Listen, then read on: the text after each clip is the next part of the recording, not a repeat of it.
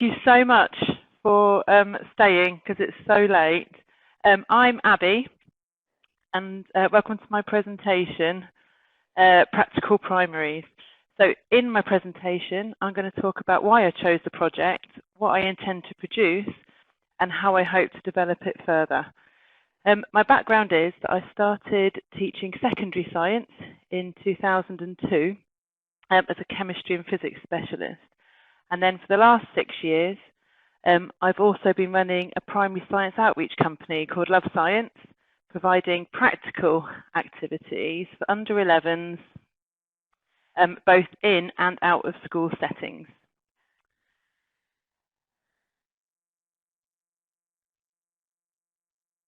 Oh, yes, I've got it working now. Clearly, this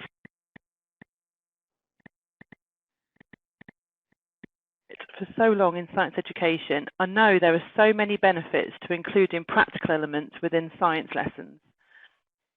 Amongst these are engagement. The Gatsby Trust is a great advocate of engaging children using practical activities.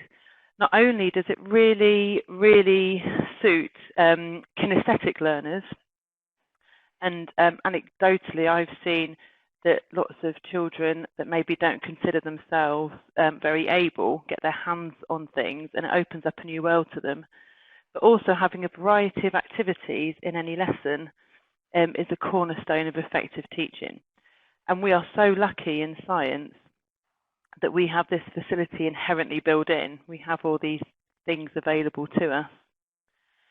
The second is actually knowledge retention. I think I'm the second person tonight to quote Confucius and say, tell me and I'll forget, show me and I'll remember, involve me and I'll understand. And that still holds true right through to the cone of learning developed in the 60s, which although maybe isn't used so wisely anymore, which would say that we remember 75% of the things that we do over the things that we see. To bring it slightly more up to date, Ibrahim in 2007 found a positive correlation between interactivity in lessons and knowledge retention and learning. Therefore, by providing plenty of interactive opportunities for our learners, we enable them to become more engaged, more effective, and better learners. Linked to this is skill development. Holman has done a lot of work with the Gatsby Trust that I mentioned before.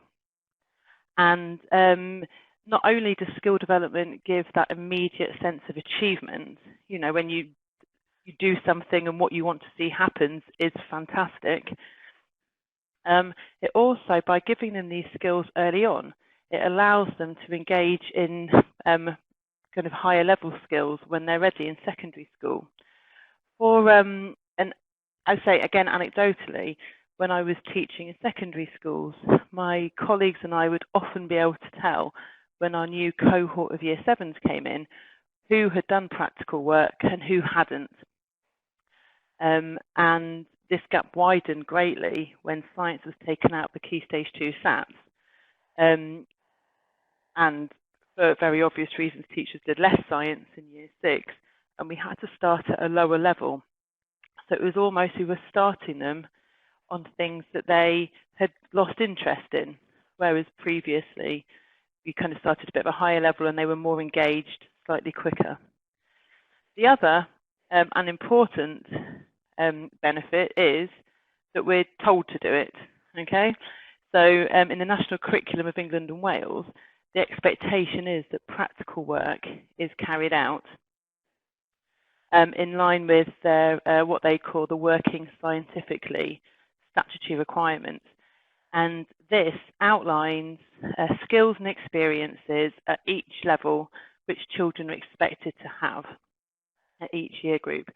And there are similar requirements in the Scottish, Irish, American, and Australian curricula as well. It would be lovely to think that those first 3 reasons were enough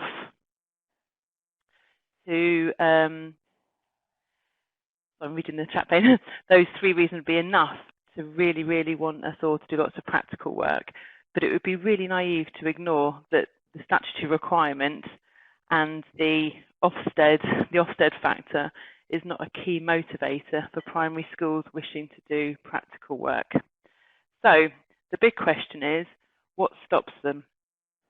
In a survey that I conducted of practicing science teachers, predominantly in England, 79% stated that they didn't do as much practical work as they would like, which I thought it would be high, but that really, really surprised me.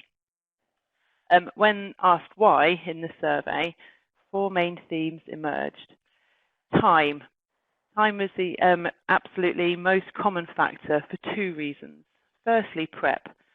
Sometimes the time taken to find and plan and prepare an experiment can be far longer than the actual activity will take, which isn't very time efficient for our teachers.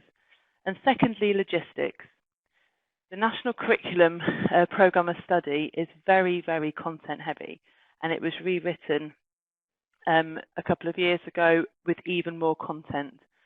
And lots of teachers don't have very much curriculum time to fit this into them.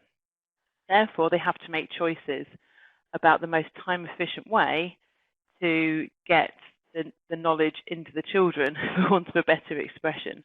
And very often, doing the practical work isn't as time efficient as doing other activities. Resources was also another main reason. Lots of teachers said their schools simply don't have enough equipment to run class practicals, particularly in physics lessons, particularly things like circuits. So again, if there isn't enough equipment or working equipment for the whole class to participate, then the value of doing that practical work is lost. Subject knowledge was also a big factor. Science is often a subject which primary teachers feel less confident with. Few teachers come from a science background in primary, and a Royal Society of Chemistry study found that even amongst science leaders in primary schools, fewer than 6% had a science degree. As we said previously in the time section, there is so much content for teachers to get their heads around. So by adding to this burden, by testing out unfamiliar practical work, often is very uncomfortable. And last of all, as one may expect, if you ever talk about schools in this country or any country, I imagine, money is a massive issue. There are often budgetary restrictions about buying new or replacing poor equipment, particularly in timely manner. So therefore, teachers find themselves having to fund extra resources out of their own pocket. Clearly, there is only a limit to the amount of how often this is feasible, and they shouldn't really be expected to at all.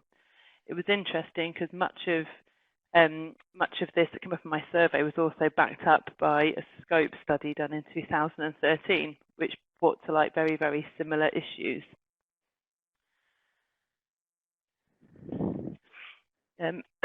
So what my project is, and how I hope it will help, is it's going to be a series of resources centered around videos of practical experiments that are linked to the curriculum. Having gathered feedback from the teachers' focus group in the survey, the resources that came out that they would find most useful were the video, a shopping list, just to actually be told what to get, risk assessments and practical notes, and some background knowledge. I also asked the question how they would like the videos to be set, whether it would be a one-to-one or in a classroom setting, and overwhelmingly they chose a classroom setting, which has made my job really, really much, much harder to organise that.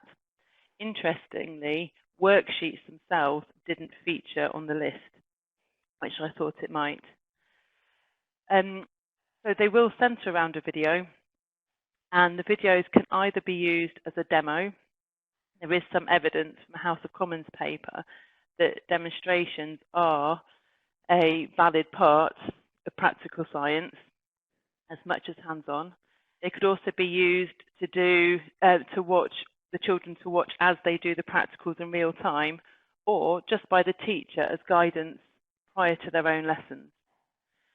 What I feel makes this project innovative is that although there are millions of science YouTubes on video and other platforms, about 80% of them are slime making, as all parents here might realise. They tend to be designed for entertainment as opposed to teaching, so they don't reflect a classroom situation, which makes it hard for teachers to translate that to 30 children in a class, and they're not supported with other resources. So to give you an idea of what I hope I hope to be able to produce, the first experiment I've chosen to resource has been crystal making, as it lends itself well to being seen as a demonstration and the other things that I'd mentioned before. Although the full video is not yet ready, I had planned for it to be ready and have me talking this lovely experiment, but given the feedback in a classroom setting, that's been a little bit more logistically difficult to sort out, but it will be ready soon. Most of the supporting resources have been published, and I'm just awaiting feedback from the focus group about them.